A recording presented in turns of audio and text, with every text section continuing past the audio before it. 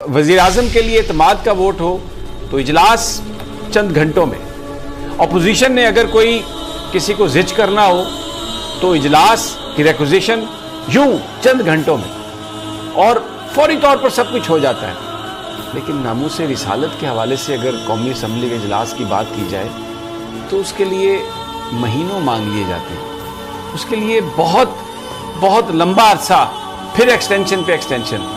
शायद ये जो हमारे इर्द गिर्द गलाजत है सारी, या जिस दलदल में हम चले गए उसकी वजह शायद यही है कि हम दुनियावी माल के पीछे भाग निकले, हम अपने जो हमारे मज़हब की जो तालीमात थी उनसे हम दूर चले गए।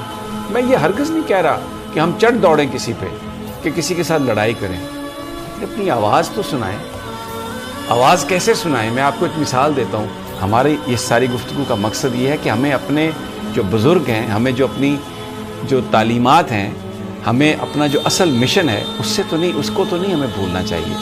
मैं यहाँ पर आपको साद रिजवी साहब की एक छोटा सा एक उनका साउंड बाइट है, वो मैं आपको सुनवाना चाहता हूँ कि वैसे तो नबी पाक सल्लल्लाहु अलैहि वसल्लम की जहाँ पर हुर्मत की बात आएगी, चाहे कोई गुनाहगार मुसलमान है, चाहे कोई आलम फाजिल है, सबके दिल से एक ही आवाज़ निकलती है। ना जाने क्यों हम इन मसलतों में आके खामोश हो गए। सुनिए ज़रा रिजवी साहब क्या कह रहे हैं। अगर कोई ये समझे कि ये जज्बा ख़त्म हो चुका है तो हमारे बड़ों का तो जज्बा समंदर के अंदर जाकर भी ख़त्म नहीं हुआ।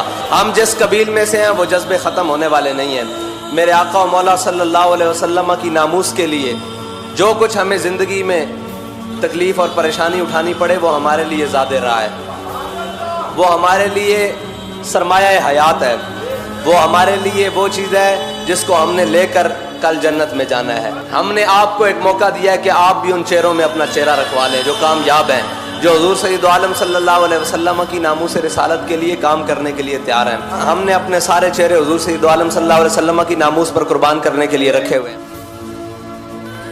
ये बात करने का मकसद सिर्फ ये था कि काश अल्लाह हमारे जो लीडर्स हैं, चाहे उनका ताल्लुक़ हिज़्ब इख्तिलाफ से है, चाहे उनका ताल्लुक़ हुक्मरान जमात से है, अगर वो आज ये फ़ैसला कर लें कि हम एक आवाज़ बनेंगे और अपने नबी पाक सल्लल्लाहु अलैहि वसल्लम की जो हुर्मत है उसके लिए मैसेज देंगे पूरी दुनिया को, तो मुझे ये लगता है कि हमारे बहुत सारे मसाइल हल हो जाएंगे। आप यकीन करें, मैं ये ईमान से ये बात कह रहा हूँ, ये कोई जज्बातीपन नहीं है, ये कोई हम ये नहीं कह रहे कि आप चढ़ दौड़ें किसी मुल्क पर हमला कर दें या आप यानी ये कोई दहशत गर्दों की तरह कार्रवाइयाँ करें, बट आप बताएं कि ये फ्रीडम ऑफ एक्सप्रेशन नहीं है।